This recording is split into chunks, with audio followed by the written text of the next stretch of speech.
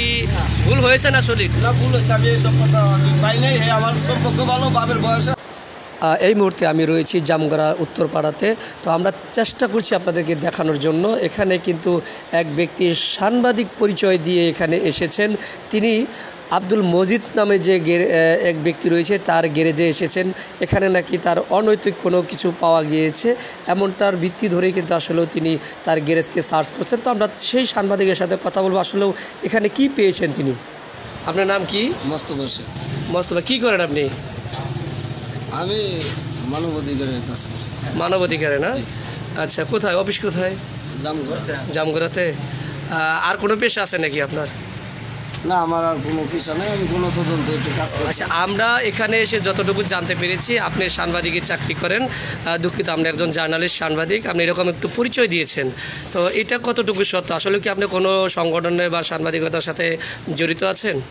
জি। কোন পেশাতে আছেন? না, আমি গণতদন্ত। গণতদন্ত না?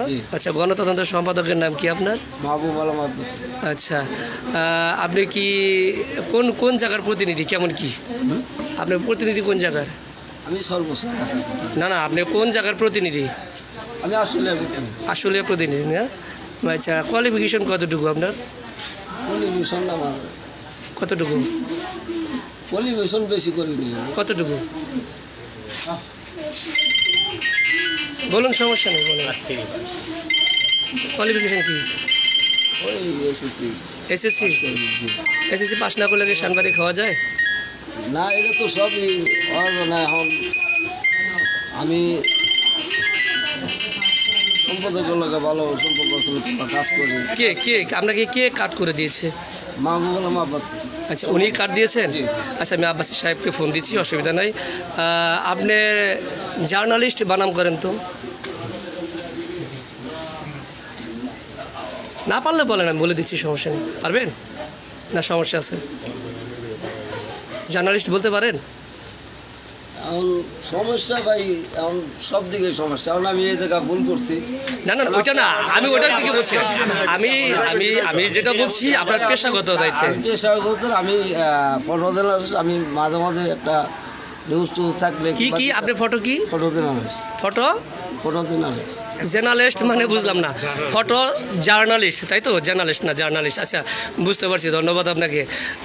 আপনি কি আপনার লেখা কোনো প্রকাশ সংখ্যা আছে? কোনো নিউজ করেছেন? নেই তো নাকি? না আছে?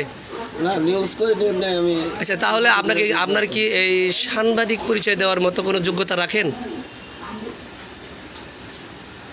কি না? যেহেতু আপনি মানবাধিকারের আপনি কি কর্মী নাকি, না অন্য কোনো পদে আছেন? মানবাধিকারে কি কোনো এই সদস্য নাকি কোনো পদে আছেন? কি পদে আছেন? সভাপতি পদে আছেন। তো ভালো পদে আছেন। আচ্ছা, ঠিক আছে, আপনি তো ওইটা বললেই হতো। যেহেতু আপনি এখন বলছেন যে কি বলে আপনার ফটো সাংবাদিক না? আচ্ছা, ঠিক আছে। তো এখানে যে কথা শুনেছি যে আপনি ওনাকে বলছেন যে 8টার দিকে উঠে নিয়ে যাবেন এবং ওনার কাছে অবৈধ মাল পেয়েছেন, সেটা কি পেয়েছেন? না না, কিছু না। পেয়েছেন কিছু? না না। আসলে কি উনি কোনো অবৈধ ব্যবসা করে? না, করে না। আচ্ছা, ওনার সাথে সূত্র কি নিয়ে হয়েছিল আপনার? 4000 টাকা নিয়ে। 4000 টাকা কিসের? গাড়ির ঋণ দিনে।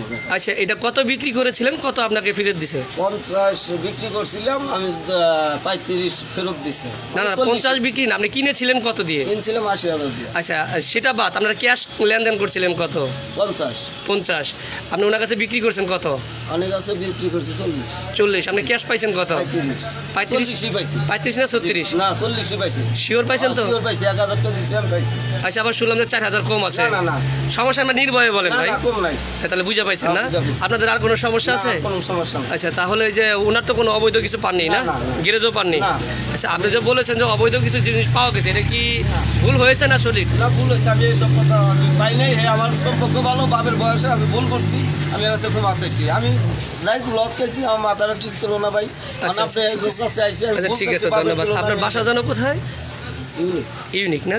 আচ্ছা, ঠিক আছে মোস্তফা ভাই, ঠিক আছে, আমরা আরেকটু জানেন। আপনার নাম কি?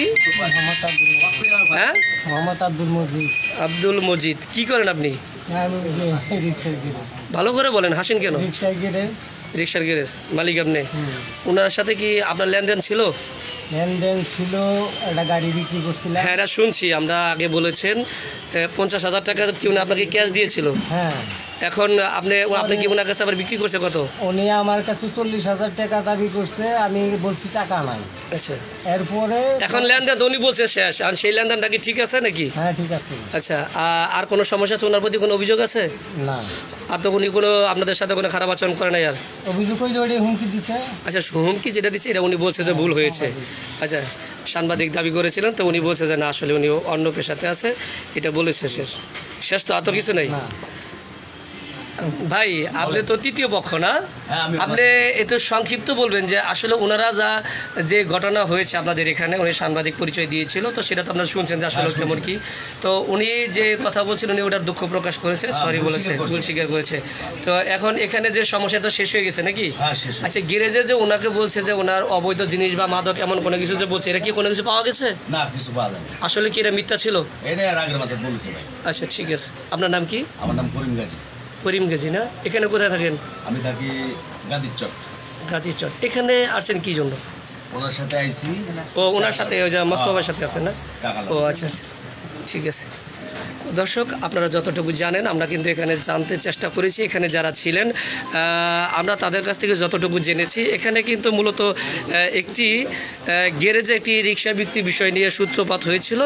সেই সূত্রপাতের বিষয় নিয়ে কিন্তু আসলে টাকা পয়সা একটা লেনদেন আমরা যতটুকু জানতে পেরেছি যে এখানে আসলে তিনি সাংবাদিক নয়, ভুল স্বীকার করেছেন, পাশাপাশি তাদের কোনো লেনদেনের বিষয়টা নেই, এমনটাই আমরা জানতে পেরেছি এখান থেকে।